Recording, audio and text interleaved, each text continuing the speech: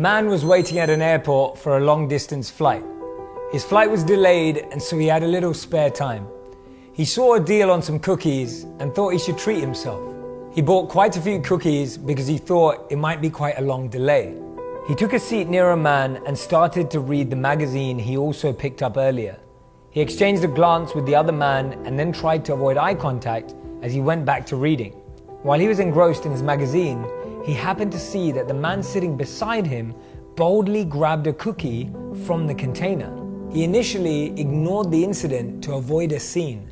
He grabbed a cookie himself and went back to his magazine. But the man seemed to have enjoyed the cookie so much, he took another one and started eating it too. This continued for a while, and with each passing moment, he began to get more and more irritated.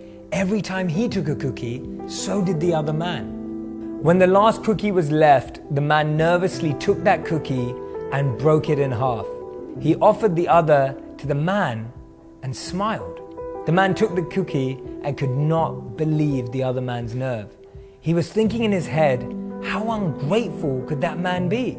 The other man then left and took the container with him. This guy couldn't believe what had just happened. He was relieved when his flight was called. He gathered his belongings. As he lifted his bag, he saw that there was a full container of cookies right there.